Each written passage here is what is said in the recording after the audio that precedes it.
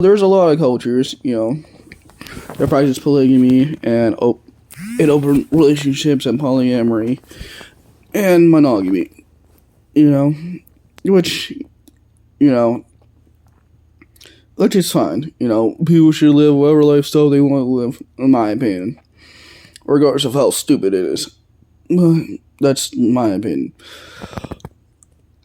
So, polygamy was always a thing. If you really want to go all the way back to caveman days. Back in caveman days, even in some tribes now, if you look it up, they share each other's wives. They are more open and freeing about sex. I know in some Native American tribes, even if, the wife got pregnant with another man's kid, the wife's family would help raise the kid regardless. The husband wouldn't really care. As long as, I think it was like the first child was his. It didn't really matter.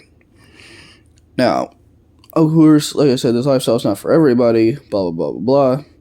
And of course, people are like, well, what if, she gets pregnant with another man's kid? Now, for people, no, which is a very cool point. Well, if she gets pregnant with his kid, well, let's say, in this country nowadays, she can get an abortion, depending on what state, and depending on if the state's retarded or not, the states that are retarded, they don't accept abortion because they're fucking retarded. They have brain cells as small as rats. Or you can go to states that clearly have more brain cells, like California and stuff like that have fucking, abortions and shit like that. You were clearly not retarded. Anyways. But, what was I gonna say? Anyways, these polygamy was practiced by a lot of cultures. So was polyamory, practiced by a lot of cultures. And they were pretty much been practicing that for, thousands and thousands of years, and nobody really had a problem. There was less affairs, less greed, less jealousy, less all of that. Which kind of makes sense why, the government basically made monogamy the standard, because then naturally you're going to want to cheat. Naturally you're going to have more jealousy. Naturally you're going to have more conflict. Which makes sense for the government to make polygamy and relationships very hard and very demonized, because as if you have people that are more sexually liberating, sexually free, less likely to get jealous, there'll be a lot less problems, like violent crime, rape, all that other stuff. Which, if you think about it, it's kind of a smart idea, because then you can have the prison system, which houses all these criminals.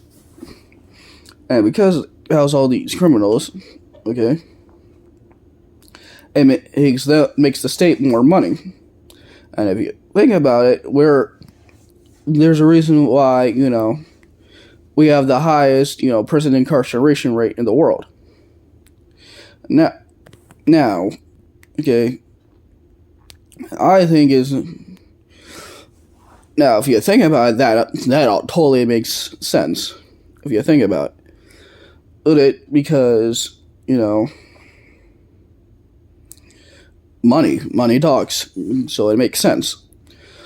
Versus in societies where open relationships and polygamy is more accepted, you have less of that. You have less crime, less jealousy, all that.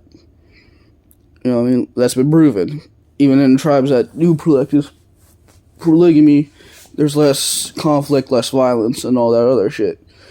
Which, of course, the government doesn't want that, because then it brings less money. Surprise, surprise. But, because why have a sexually liberating society where everybody's happy and people can do whatever they want, have relationships they want, versus having the standard? You know what I mean? Which if you really think about it, which makes sense. But what was I gonna say? Oh yeah. So, anyways, polygamy was practiced for thousands of years, all the way back to caveman days. And in those days, things were a lot more peaceful. There was less, people didn't kill each other as much. Most people died really from getting mauled by like a bear or a tiger more than anything. And generally speaking, there was less violence between caveman if you were in that group. It was more. Now, was there more violence between another caveman group and another caveman group?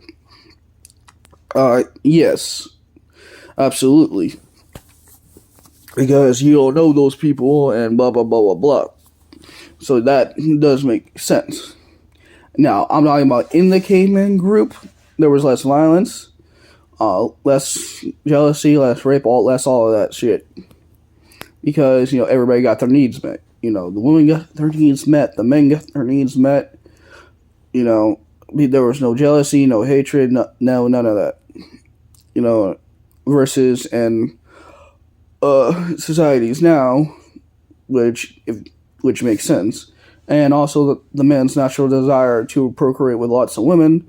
It's hardwired in us for a reason.